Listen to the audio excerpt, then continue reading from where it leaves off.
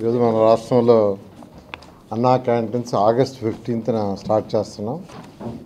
2014-19 అప్పుడు ఈ అన్నా క్యాంటీన్స్ని పేదలు నిరుపేదల కోసం ప్రతి పేదవాడు కేవలం 5 రూపాయలతో చక్కటి భోజనం, ఆరోగ్యకరమైన భోజనం, మంచి ప్లేసులు అంటే తినే ప్లేస్ కూడా హైజీనిక్ గాను, తర్వాత చాలా ఆహ్లాదకరంగా ఉండాలని ఆ రోజు సీఎం గారు ఆదేశించడం, దానికి తగ్గట్టుగానే రాష్ట్రంలో 203 అన్నా క్యాంటీన్స్ యాక్చువల్గా ప్రారంభించడం జరిగింది.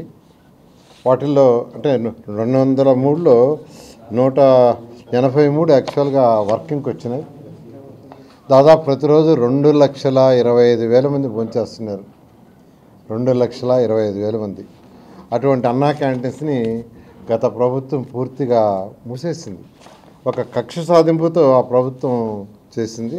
అయితే మళ్ళీ అన్నా క్యాంటీన్స్ని ఓపెన్ చేస్తామని సీఎం గారు చెప్పడం, దాని మీద యాక్చువల్గా క్యాబినెట్లో కూడా మొన్న డిసైడ్ చేశారు. కొన్ని అన్నా క్యాంటీన్స్లో సెక్రటరియట్ పెట్టారు, కొన్ని అన్నా క్యాంటీన్స్ని గోడౌన్లుగా పెట్టుకున్నారు, కొన్ని అన్నా క్యాంటీన్స్ని బ్లీచింగ్ పౌడర్ వేసుకోవటానికి పెట్టుకున్నారు. ఇట్లా రకరకాలుగా అన్నా క్యాంటీన్స్ మొత్తాన్ని నిర్మాణం చేశారు.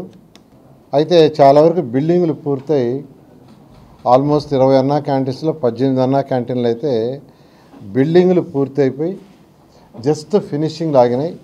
అవన్నీ కూడా వీలైనంత వరకు ఆగస్టు 10కి కంప్లీట్ చేయమన్నాం. అదే సేమ్ రేట్స్లో ఎటువంటి కొందరు అడుగుతున్న రేట్లు ఏమైనా పెంచుతారని, పెంచేది ఏం లేదు. సేమ్ రేట్స్ 5 రూపాయలతో యాక్చువల్గా బ్రేక్ఫాస్ట్ అయినా, లంచ్ అయినా, డిన్నర్ అయినా చేసే విధంగా చేయడం జరిగింది.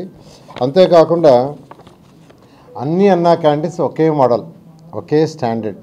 అధికారులకు కూడా ఇప్పుడు యాక్చువల్గా వీడియో కాన్ఫరెన్స్ జరిగింది. రాష్ట్రంలో ఉన్న 123 మున్సిపాలిటీస్కి కమిషనర్స్తో ఈరోజు కాన్ఫరెన్స్ జరిగింది.